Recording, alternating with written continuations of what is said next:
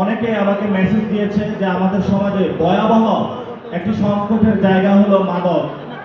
এই মাদকের কারণে হলো যুব সমাজ ধ্বংস হয়ে যাচ্ছে এবং এই যে এখানে যে মাদক সম্রাট আছে ইয়াবাপতি, সে মনে হয় এখনো জেলে আছে। এই যে ইয়াবাপতিকে ছাড় দেওয়া হয়েছে। আমরা বলবো, যারা আমরা বললাম মাদকের বিরুদ্ধে আমরা যুদ্ধে যাব, আর তারা হলো মাদকের সাথে ঐক্যবদ্ধ হয়ে নতুন বাংলাদেশ গঠন করতে চায়।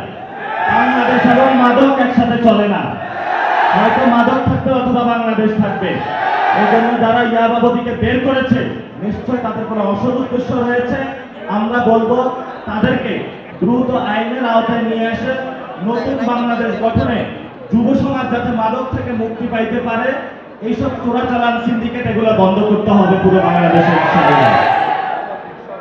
আরেকটা বিষয় হলো, ধরেন আপনি একজন তরুণ, আপনাকে যদি বলা হয় যদি আপনাকে প্রধানমন্ত্রী বানানো হয় আপনি কি করবেন? তো এই জন্য আমাদের যিনি প্রধানমন্ত্রী রয়েছেন ওনার জন্য আমাদের কিছু উপদেশ রয়েছে। ওনারও একজন সন্তান রয়েছে। যদি আমি প্রধানমন্ত্রী হইতাম তাহলে আমি আমার সন্তানকে একটা সেল গঠন করে দিতাম, মা তোমার দায়িত্ব হলো পুরো বাংলাদেশে যে জায়গায় ধর্ষণ হচ্ছে তাদের ফ্যামিলিতে গিয়ে সাক্ষাৎ করবা। আমরা যতদিন আছি বাংলাদেশে, যাতে বাংলাদেশে আর একটি মা এবং বোন কেউ ধর্ষণের শিকার না হয়। আমরা গণ অভ্যুত্থানের পরে চাঁদাবাজিও দেখেছি, মামলাবাজিও দেখেছি, এখন হলো দর্শনবাজি দেখতেছি। এই জন্য আমরা বলবো, মাপ চাই দোয়া চাই, যে মানুষটা থেকে জন্ম সেই মানুষটার উপরে এই ধরনের ধর্ষণ চালাবেন না আপনারা। এবং মা বোনদের যে সম্মান, এটা সর্বোচ্চ আমাদেরকে রাখতে হবে। গণ অভ্যুত্থানে ওনারা নেমে এসেছিল এবং বাংলাদেশে 50% যারা আমাদের মা বোনেরা, তাদেরকে যদি আমরা সম্মান পোষণ করতে না পারি তাহলে আমরা একটা কাপুরুষের জাতি হিসেবে বাংলাদেশে বসবাস করতে হবে। যদি কোনো বীরের জাতি হয় তাহলে সেই দর্শনের প্রতিবাদ করবে এবং দর্শন বিরোধী যে আইনগুলো রয়েছে, যে অ্যাক্টগুলো রয়েছে, সেগুলো যথেষ্ট এখনো শক্ত নয়, সেগুলোকে নতুন প্রক্রিয়ার মধ্যে নিয়ে এসে বাংলাদেশে একটি দর্শন বিরোধী সোসাইটি এবং সমাজ বিনির্মাণ করবে ইনশাআল্লাহ। আমাদের আরেকটি বড় সমস্যা রয়েছে, সেটা হলো আমাদের সংসদ যে নির্বাচনটা হলো, আমরা দুইটি ভোট দিয়েছিলাম, একটি হলো পার্লামেন্টারি অ্যাসেম্বলি আর হলো রিফর্ম অ্যাসেম্বলি। কিন্তু আমরা শুনতে পাচ্ছি 12 তারিখে হলো সংসদ সদস্য যারা রয়েছেন তারা সংসদ অধিবেশনে বসবেন, কিন্তু আপার হাউস যেটা সেটা এ পর্যন্ত কোনো কথাবার্তা হলো না। তাহলে যদি শহীদ ওয়াসিম যিনি চিটাগাংয়ের, তাকে যদি আমি শ্রদ্ধা পোষণ করতে হয়, যদি আবু সাইদকে আমি শ্রদ্ধা পোষণ করতে হয়, অসংখ্য হাজার হাজার যারা শহীদ হয়েছে তাদেরকে যদি শ্রদ্ধা পোষণ করতে হয়, যারা আহত হয়েছেন তাদেরকে যদি শ্রদ্ধা পোষণ করতে হয়, তাহলে অবশ্যই আমাদেরকে যেই দিনে আমাদের পার্লামেন্টারি সেশন বসবে ওই দিনে সকলে শপথ নিয়ে আপার হাউসের রিফর্ম অ্যাসেম্বলি করা উচিত এবং অ্যাকাউন্টেবিলিটি জায়গায় নিয়ে আপার হাউস এবং লোয়ার হাউস একসাথে শুরু করা উচিত।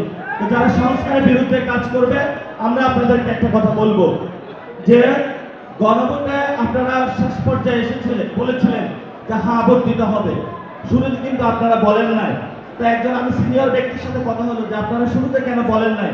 বললো জনগণের যে চাপ আসতেছে, যদি হ্যাঁ একটু না বলি তাহলে তো ঝামেলা, ভোট তো আর ক্যারি করতে পারবো না।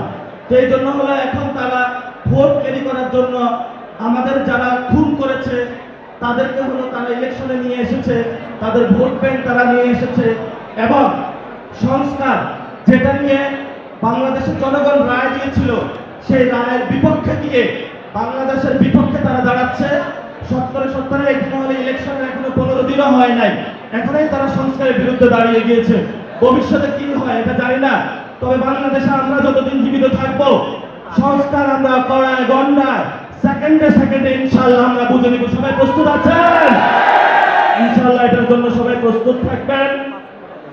আরেকটি বিষয় রয়েছে, সেটা হলো শেখ হাসিনা ভারতে পালিয়ে আছে। আমরা দেখছি বিভিন্ন এমবাসির সাথে মিটিং হচ্ছে, ভালো কথা মিটিং করেন, স্বরাষ্ট্রমন্ত্রীকে স্পষ্ট করতে হবে শেখ হাসিনাকে আপনারা কবে ফেরত আনবেন। আমরা শেখ হাসিনাকে শহীদ ওয়াসিম, শহীদ আবু সাইদ ওনাদের মা বাবার হাতে তুলে দিতে চাই যে ওনার ফাঁসি হয়েছে, ফাঁসির দড়িটা আপনারা টান দিয়ে শেখ হাসিনার ফাঁসি বাস্তবায়ন করেন।